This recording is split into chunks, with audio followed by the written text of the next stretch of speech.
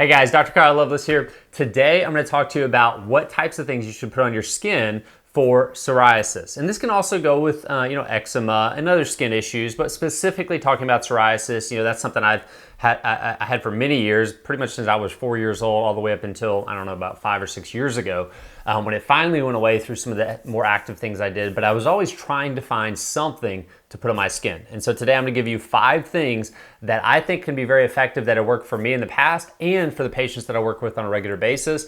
And these are 5 things that maybe you've tried, maybe you haven't, maybe these are gonna be new to you. I think one of them might be new to you, and then I'm gonna do a bonus at the end, okay? So stay tuned to the end because I'm gonna give you my bonus thing to do directly on your skin. Now, if you've been listening to most of these videos that I've been doing on YouTube on psoriasis or other skin issues, then you know that psoriasis isn't necessarily just a skin issue. Now, I know you see it on your skin. It's an overgrowth of skin cells from an overactive immune response, an autoimmune disease that comes from the GI tract typically, or liver and other areas of the body, creating this autoimmune response. And I'm not gonna go in depth into that. Go back to the other videos on what psoriasis is. I got a video just on what psoriasis is. We'll put that in the link.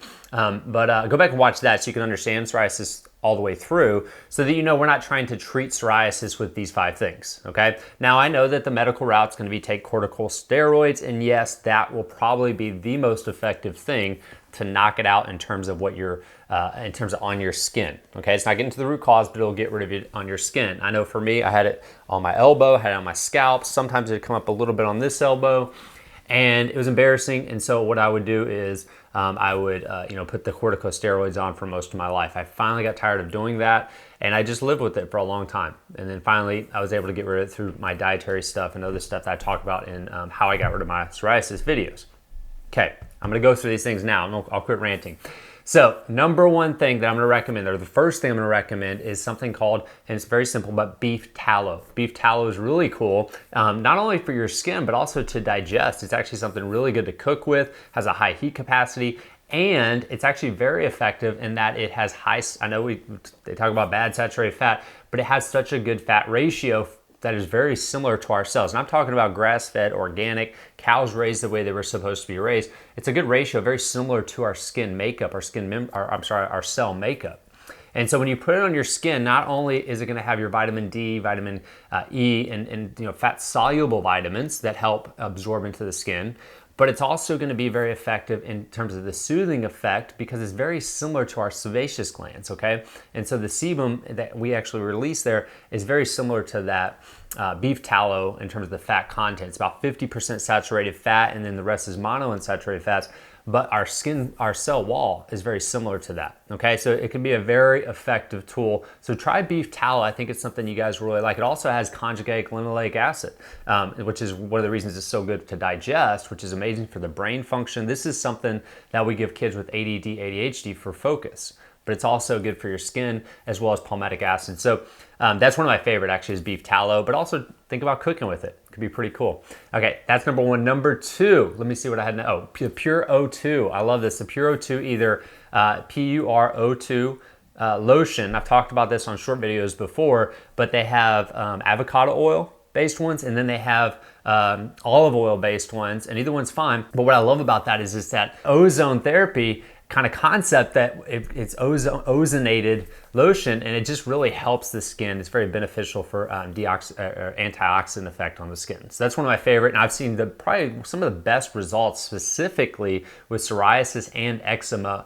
with that specific lotion. So I love that stuff. Same thing with the beef tallow. Those are probably my 2 most effective ones in terms of the changes people see directly on their skin. And this is to prevent having to use corticosteroids all the time, okay?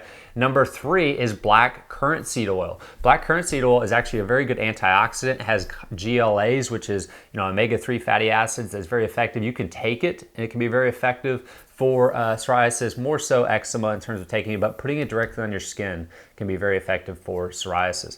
The next one is apple cider vinegar. So what am I on? Number 4, apple cider vinegar. I love apple cider vinegar for so many reasons. You should be taking a tablespoon, if not a shot of that, in water every single day. It's amazing for your gut health, for your stomach acid. It's really good for your just blood sugar levels. There's been so many benefits for apple cider vinegar, but why would you put it on your skin?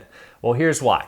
one, it has kind of that antiviral, antifungal effect, but it's more importantly, it's acidic, and we want a certain pH of acidity on our skin, acidic pH in our skin, for good bacteria to be able to be there and live, but then the bad bacteria, the stuff we don't want on our skin, cannot survive in that environment. And same with fungus and same with other things.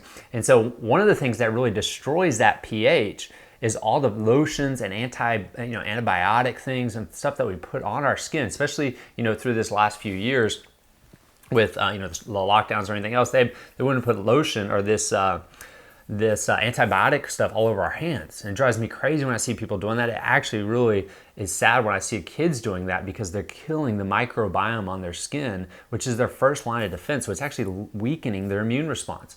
And so, yeah, not a big fan of those lotions, but that also changes the pH of your skin. It also kills off the good bacteria, which is your first defense system for bad bacteria. And it can be very effective for psoriasis in terms of reducing the itchiness, helping that pH as well. Final thing on there, what do I have? Castor oil. Okay, because castor oil is awesome for a lot of things.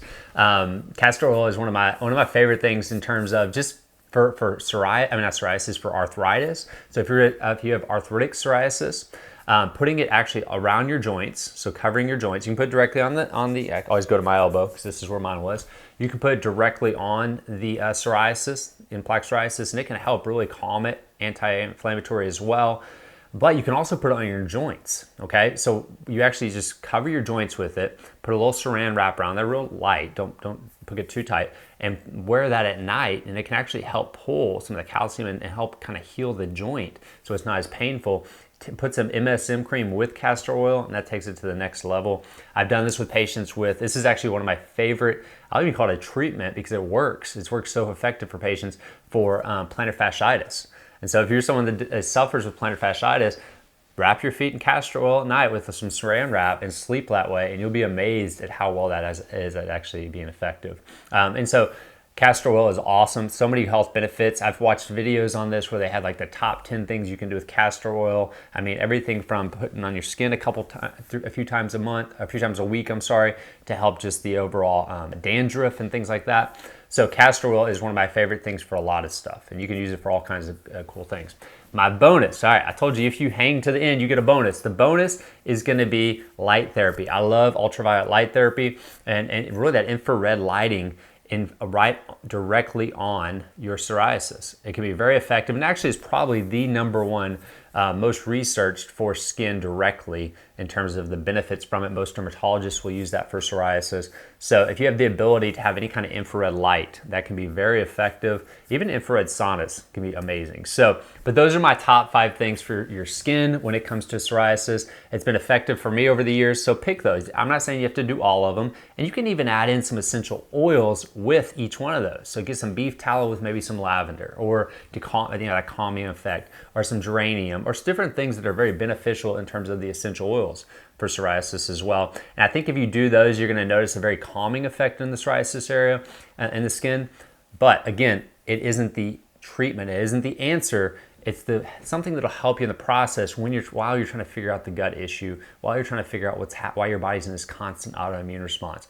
And that a lot of times takes testing. It might be food allergy testing, it might be stool testing, it might be looking at the foods and kind of a takeaway diet. So go back to the videos I've done on what to stay away from in your diet when it comes to psoriasis. And if you do that, you start to use these 5 things, start to get testing, just keep investigating, and you're going to eventually get to a point where you no longer have psoriasis. It took me from when I was about 4 years old to when I was about 34 years old before I finally got rid of my psoriasis, and that was many years of dietary changes within there until I finally figured out what it was for me that was going to make this shift. You guys have an awesome day.